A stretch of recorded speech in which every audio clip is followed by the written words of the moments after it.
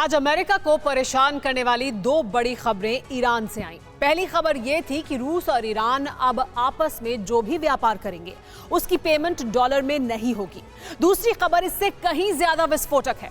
अब तक जो ईरान कहता था कि उसका एटम बम बनाने का कोई इरादा नहीं है, वो तो बस परमाणु ईंधन पर काम कर रहा है। अब उसी ईरान ने कबूल कर लिया है कि हाँ, हमारे पास एटम बम बनाने की चाबी आ गई है। देखिए वर्ल्ड ब्रेकिंग न्यूज पर सबसे विश्वसनीय ये रिपोर्ट। इससे बुरी खबर मिडिल ईस्ट के लिए नहीं हो सकती।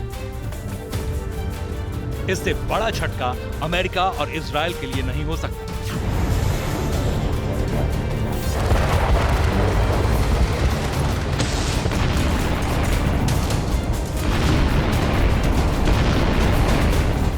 और इससे बड़ा सिरदर्द व्हाइट हाउस के लिए नहीं हो सकता।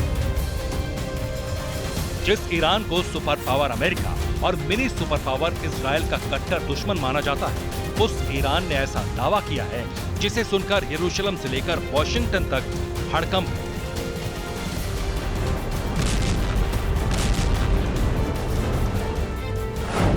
ईरान के supreme leader Ayatollah Ali Khamenei के सीनियर एडवाइजर कमाल खराजी ने दावा किया है कि ईरान के पास तकनीकी रूप से एटम बम बनाने की ताकत आ चुकी है।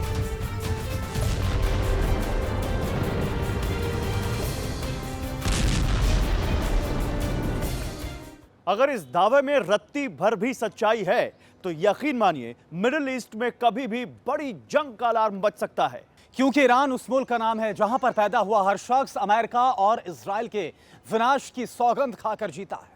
अब सवाल है कि आखिर ईरान के पास ये तकनीक कहां से आई? एटम बम बनाने की आखिरी रुकावट को ईरान ने कैसे पार किया? पाकिस्तान, नॉर्थ कोरिया, चीन और रूस में से आखिर वो कौन सा देश है जो ईरान के हाथ में अमेरिका की तबाही का रिमोट देखना चाहता है?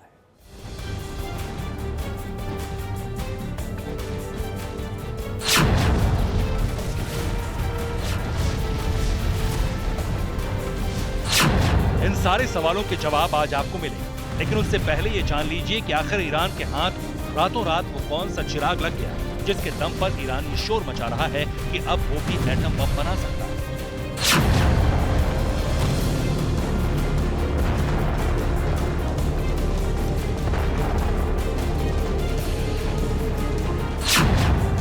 दरअसल एटम बम बनाने की ये पूरी तकनीक यूरेनियम के संवर्धन से जुड़ी है, जिसे यूरेनियम एनरिचमेंट कहा जाता है। ईरान और अमेरिका के बीच 2015 के परमाणु करार के मुताबिक ईरान के लिए यूरेनियम को 3.67% शुद्धता तक संवर्धित करने की सीमा तय की गई। एटम बम बनाने के लिए 90% की शुद्धता वाला एनरिच यूरेनियम जरूरी होता है।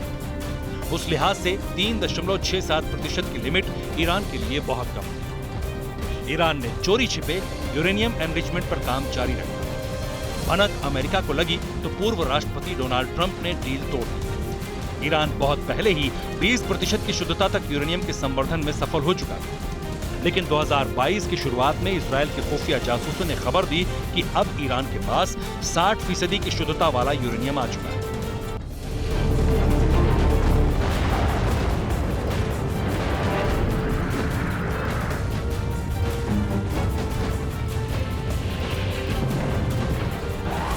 और अब ईरान के supreme leader Ayatollah Ali Khamenei के सीनियर एडवाइजर का ये दावा कि ईरान के पास एटम बम की तकनीक आ चुकी है, इसका सीधा मतलब है कि ईरान ने 90% की शुद्धता वाला एनरिच यूरेनियम जुटा लिया है।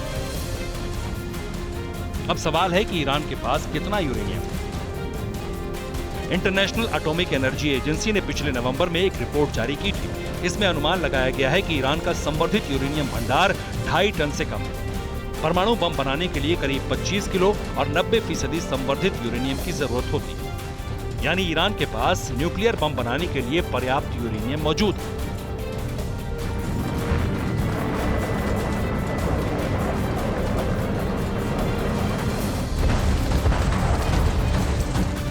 तो क्या अब ईरान के रिवोल्यूशनरी गार्ड्स का सीधा मुकाबला इजराइल की आर्म्ड फोर्सेस से होने वाला है? क्या मिडिल ईस्ट के इतिहास की सबसे भीषण लड़ाई छिड़ने वाली है? अगर हाँ, तो यकीन मानिए इस संभावित जंग से पहले इजराइल ईरान में कुछ बड़ा ऑपरेशन कर सकता है।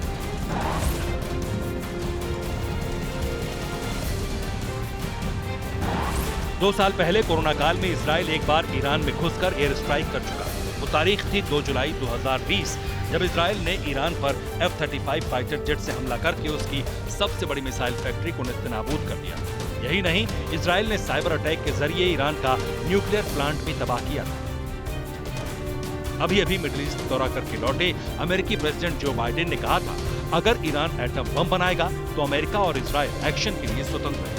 अगर बाइडेन की धमकी में दम है तो ईरान पर एक बड़ी स्ट्राइक हो सकती है। अब बात करते हैं ईरान के मददगारों की।